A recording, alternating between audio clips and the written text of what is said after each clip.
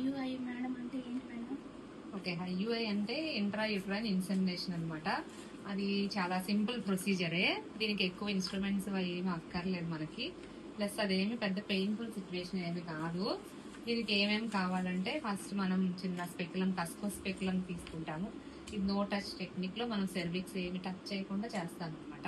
First దీంతో మనం cervix open చేసి sponge holder and gauze piece తో మనం చిన్నది లోపల ఏమైనా మ్యూకస్ ఉంటాయి కనుక అది క్లీన్ చేస్తాం. తర్వాత క్లీన్ చేశాక నో టచ్ టెక్నిక్ తోనే, ఇది ఐయుఐ క్యాథెటర్, దీంతో మనం హస్బెండ్ శాంపిల్ కలెక్ట్ చేసి లోపల యూట్రస్ లో వేస్తాం. ఇది ఎవరికి చేస్తారంటే యూజువల్ గా మోస్ట్లీ మేల్ ఫ్యాక్టర్ ప్రాబ్లం ఉన్నప్పుడు, కొంచెం కౌంట్ మోటిలిటీ తక్కువ ఉన్న వాళ్ళకి ఇది యూస్ఫుల్ అవుతుంది. కానీ కంపల్సరీ ట్యూబ్స్ అయితే ఓపెన్ ఉండాలి. ఎగ్ మంచి క్వాలిటీ ఉంటాయి కనుక దీనికి సక్సెస్ రేట్ 15 to 25% ఉంటుంది. ఓకేనా మేడం? ఐయుఐ చేశాక రెస్ట్ తీసుకోవాలి మేడం?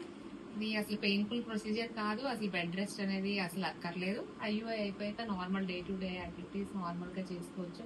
మరి పొట్ట మీద ప్రెషర్ పడేవి, బరువులు ఎత్తడం అలాంటివి చేయకూడదు, కానీ హెవీ జర్నీలు అవి చేయకూడదు, కానీ normal day to day activities అన్ని చేసుకోవచ్చు. ఇప్పుడు ఇది ఐయుఐ ఎలా లోడ్ చేస్తారో శాంపిల్ అనేది చూపిస్తాను.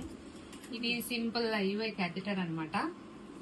ఫస్ట్ మనం ఐయుఐ క్యాథెటర్ లో కొంచెం ఎయిర్ తీసుకుంటాము, తర్వాత మీడియా తీసుకుంటాము. కొంచెం ఎయిర్ తీసుకున్నాక మనం అండర్ ఎసెప్టిక్ కండిషన్ లో కొంచెం మీడియా మనం ట్యూబ్ లో కొంతవరకు, ట్యూబ్ లో వచ్చే వరకు తీసుకుంటాం. ఎయిర్ మీడియా తీసుకున్నాక శాంపిల్ అనేది మనం తీసుకుంటాము.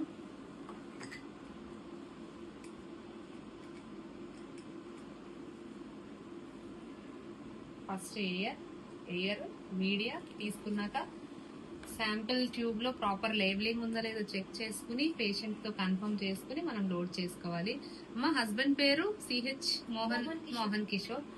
లేబులింగ్ ప్రాపర్ గా ఉందా లేదో చెక్ చేసుకుని ఎయిర్ మీడియా తర్వాత శాంపిల్ కలెక్ట్ చేస్తాం. ఇలా ఎందుకు చేస్తామంటే తర్వాత యూట్రస్ లో మనం ఇంజెక్ట్ చేసినప్పుడు శాంపిల్ మొత్తం పుష్ చేస్తాము. సో దట్ ట్యూబ్ లో ఏమైనా మిగిలితే కనుక ఓన్లీ మీడియా అండ్ ఎయిర్ ఉంటుంది అనమాట. డైరెక్ట్ శాంపిల్ తీసుకుంటే కొంత శాంపిల్ ట్యూబ్ లో ఉండిపోతుంది. సో ఫస్ట్ ఎయిర్ మీడియా తర్వాత శాంపిల్, సో దట్ పుష్ చేసినప్పుడు శాంపిల్ మొత్తం యూట్రస్ లో వెళ్తుంది. ఓకేనా? ఇప్పుడు ఐయుఐ ప్రొసీజర్ చేద్దాం. ఐయుఐ అల్ట్రాసౌండ్ గైడెన్స్ చేస్తున్నాను. ఇప్పుడు జస్ట్ ఇంటర్నల్ ఆస్ వర్క్